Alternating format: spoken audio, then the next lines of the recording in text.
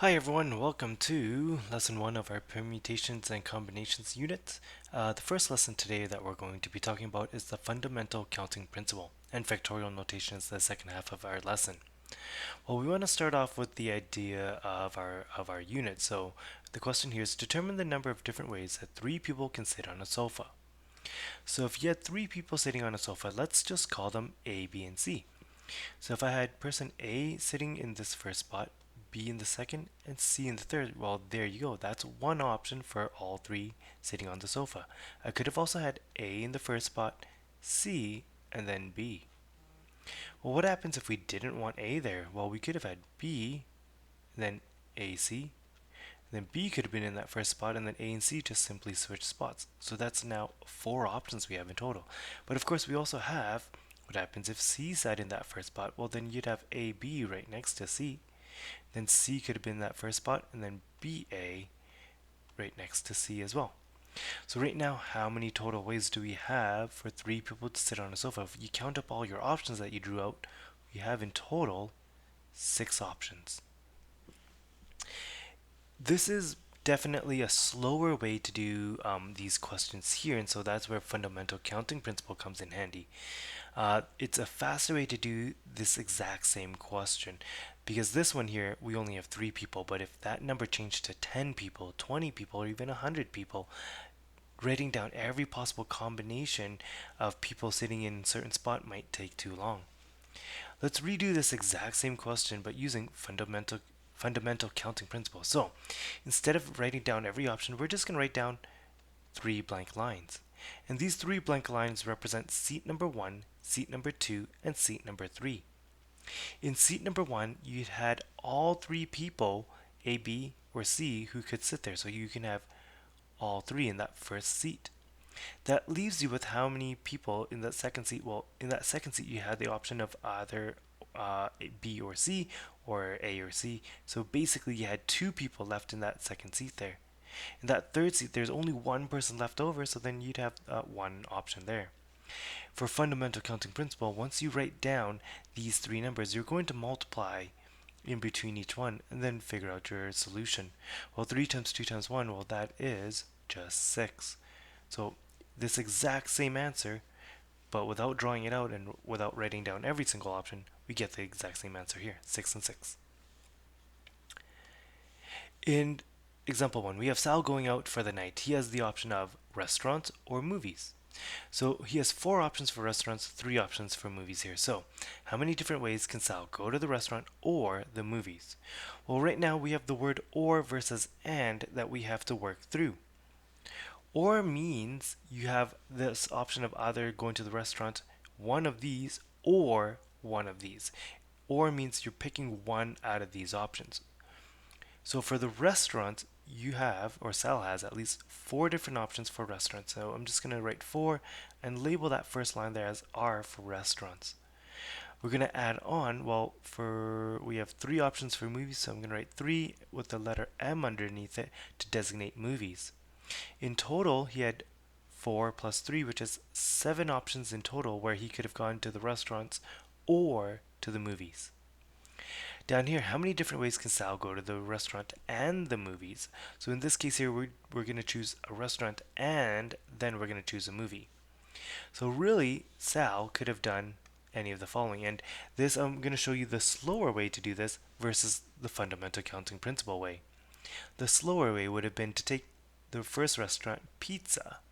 And after you had pizza, Sal had pizza, he had the option of going to Harry Potter, going to Twilight, or going to The Big Lebowski. So there's 3 options there. So in total right now he has 3 options. But then he could have done sushi with the same 3.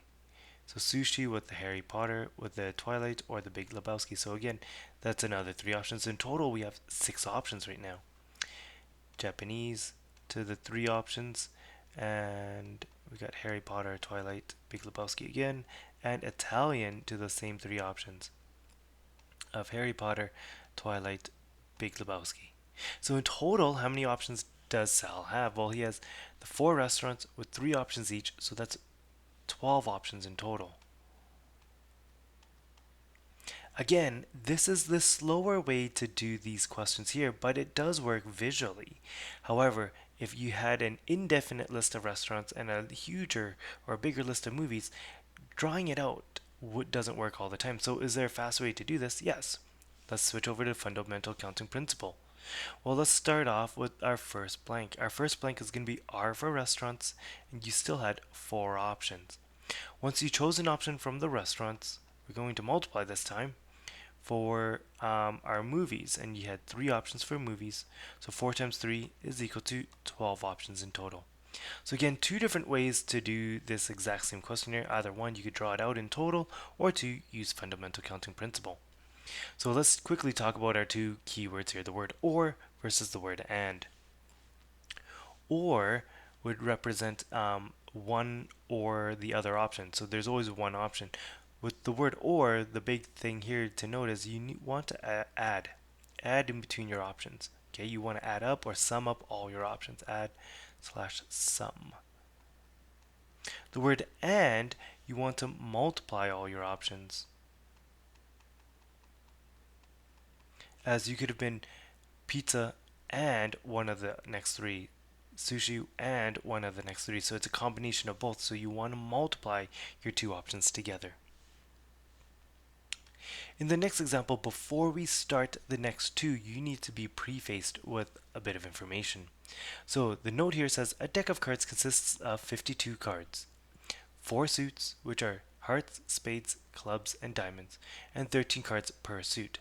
So it starts off with an ace, and then it goes 2 all the way up to 10 there.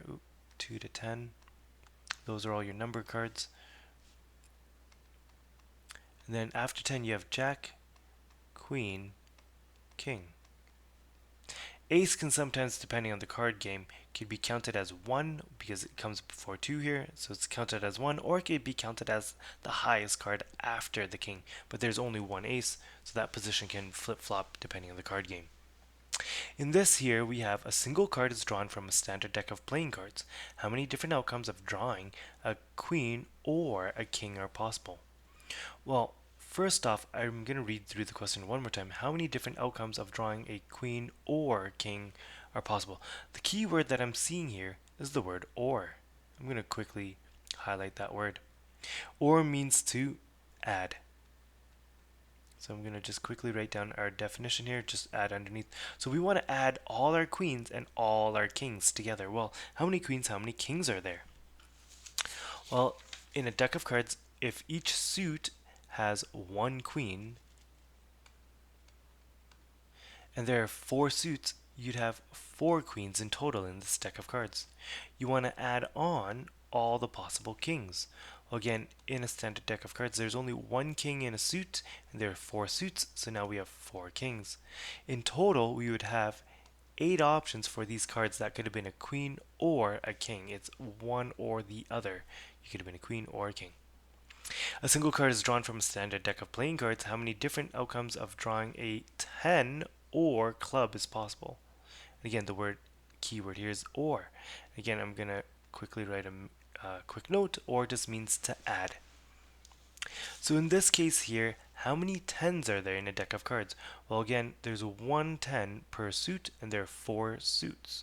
So I'm going to draw a blank line. We have our 10s. And we have 4 of them. There's 4 10s in a suit. We want to add on all possible clubs. Well, how many clubs are there? Well, out of the 4 suits, there's only one club, and in each suit, there are 13 of those cards. So here we're going to add on. So we're going to go 4 plus our 13 cards, because there are 13 cards that are all clubs. In total, this gets us to 17 options. However, the one thing we haven't really talked about yet is what happens if you are the 10 of clubs. You're overlapping in both. You don't want to double count something. So there is a 10 that's also a club and you don't want to double count that. So what I'm going to do is subtract off that overlap, subtract off that doubling. So I'm going to subtract off 1.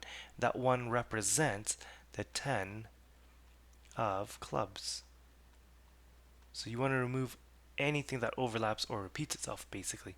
So in total, how many options do we have now? We only have 16 options for cards that you could have drawn. That was a 10 or a club. In example 4 here, we have the cafeteria serving one entree and one side dish for lunch. Their options or their choices are for entrees you have beef, chicken, fish, tofu, and pork. So you have 5 options for entrees there. Side dishes you have fries, pasta, and salad, which is 3 options for sides. How many different meals are possible? So in one of these questions here, you could have done like a drawing out again. So you could have had something like beef with your fries, with a pasta dish, or with a salad dish here. Okay, so it's one or the other, or sorry, one and the other. So you're serving one entree and one side dish. So it's gonna look something like this: beef with all three. You could have had chicken with all three. So chicken with the fries, pasta, and salad. Fish with the fries, pasta, and salad. Tofu, again with the fries, pasta, salad. And of course, pork with the fries, pasta, and salad. So in total, how many options do we have? We got 3, 6, 9, 12, 15 options in total. So I can say you have 15. So all of that equals 15 different meals.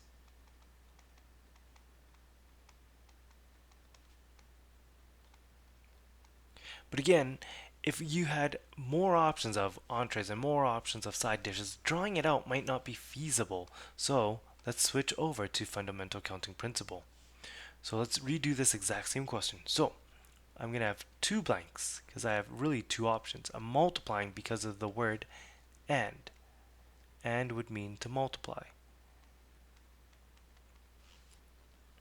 What am I multiplying? I want to pick an entree and pick a side. Well, how many entrees do we have? We had 5 entrees. How many sides do we have? We had 3 sides. In total, if you multiply these together, we'd have 15 options or 15 different meals.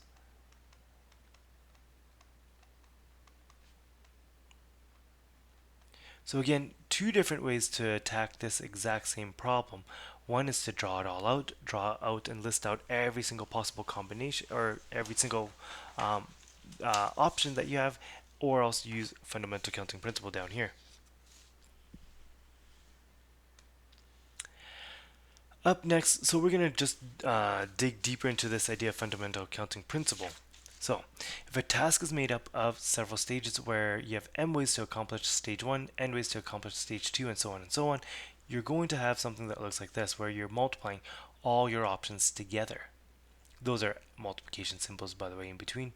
So you have m times n times p times however many other options you have. In our very first example here, working with strictly fundamental FCP, by the way, fundamental counting principle, let's short form it to FCP. We have a bank machine PIN consists of 4 digits. How many different codes are possible if there's no restrictions? So on a standard keypad, you have the numbers of 0 through 9. That gives you 10 digits in total to choose from. If you have a bank PIN of 4 digits long, I'm going to set up 4 blank lines. So I have 1, 2, 3, 4, and of course there's a multiplication dot right in between each one of them. This first digit here could have been any of the digits between 0 and 9. That's 10 different options here. The second one, also 10 different options because it's 0 through 9, 0 through 9 for the third digit, and 0 through 9 for the fourth digit. If I multiplied all that together, I get 10,000 possible options for a bank PIN. In example B, repeated numbers are not allowed. So that means once you use that number, you can't reuse that same number. So again, let's set up 4 blank lines, each one representing our PIN number. So here's what we have. This first number here is any of the digits between 0 and 9. So you'd have 10 options right here. After that, once you picked one of these options here, well, how many digits would you have left over? Well, you'd have whatever your first number is minus 1. So you'd only have 9 options left over. Well, now that you've picked 2 digits, how many options do you have for the third one? You'd have 3 options. Not 3, you'd have 8 options left over because you already used 2. And because you have 3 digits already used up, you have 7 options left over for that last digit.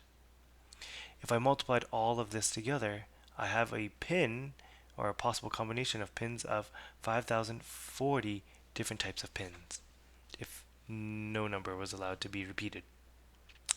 This next one here, in example C, the code starts with a 9. So you're forced to use the number 9 as your very first number here. Okay, that's what this question is telling you to do. In this case here, if you're forced to use the number 9, how many 9s were there between 0 and 9? Well, there's only one option for 9. If your first number was 9, your second number, well, it didn't tell you if there was any restrictions on it, so your second number could be anything between 0 and 9. So you could repeat itself. So it's 10 options there.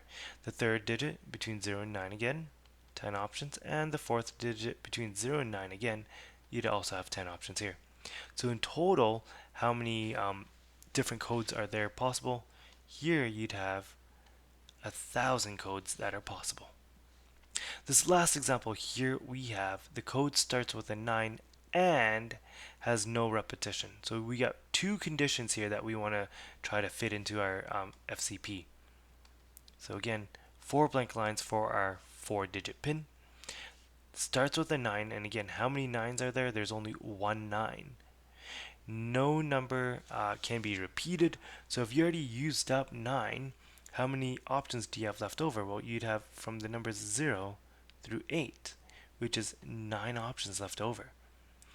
Well, once you picked a number between 0 and 8, you'd already have two numbers used up. Well, you only have 8 numbers left over to choose. And now that you have 3 numbers used up, how many options left for that last one? You'd have 7 left. And here, if I multiply all of this together, you'd have 504 different codes possible.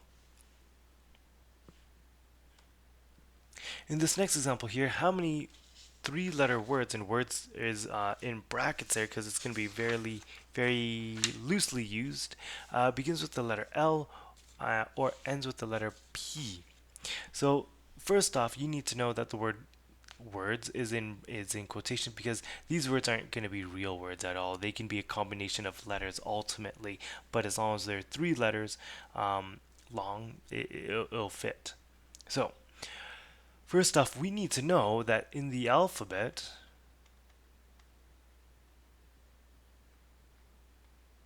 there are 26 letters in total. Okay, 26 letters in total. How many 3-letter words begin with the letter L or end with the letter P? So again, key word here is the word or. Or means to add.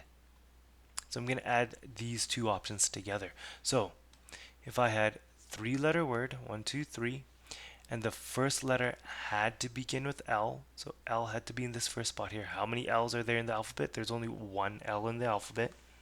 So that means how many letters do you have left over that you can use here? Well, you can use L again. It didn't say that you couldn't. There was no restriction on it. So you have all 26 letters right here. This last position here for your 3-letter word could also be any of the other 26 alphabets as well. So there's no restriction on these last 2. So this is my begins with the letter L or ends with the letter P. So we're going to add on 2, 3. We're going to add on this next bit here. Ends with the letter P. Well, how many letter P's are there in the alphabet? There's only one letter P in the alphabet. The first 2 letters could have been any alphabet, and there's no restriction on them there. So it's going to be 26 and 26 as well. Here in total, if you multiplied that out, the first half here, 26 times 26 is 676. And we're going to add on another 26 times 26 times 1, another 676 really. So here in total, if you add up your 2 options, you have 1,352 options that could have began with the letter L or end with the letter P. There we go. The one thing that we haven't talked about is what happens if you began with the letter L um, and you ended it with the letter P. Well, if it was an AND option, and if you had to have both, and let's say because out of these 26 letters, one of them could have been P, and out of these 26 letters, one of them could have been L, you'd have something that looks like this. And I'm just, ooh, wrong color. Let's do that in red just to highlight it a bit. You can have something like this. L in that first spot, P in that last spot there. There's 1 and 1 in each one of those spots there. How many letters could have been in the middle here? Well, it could have been any of those letters, so you have 26 options here. If I multiplied this out, this equals 26. So right now, remember how we had earlier overlap and we want to remove any sort of overlap that we could have ran into? This is my overlap. So right now in total, I'd have 1,352 options of an L at the beginning, a P at the end. But this here says what happens if you had an L at the beginning, a P at the end with any of those other 26 letters in the middle. We want to remove that because we are double counting in one of these two options here. So what am I going to do? I'm going to take my 1352 and to remove overlap, I'm going to simply subtract my 26 letter overlapping. So how many letters do we have in total? We would have 1326 different 3-letter words that begin with L or end with P. So here is our final answer right there.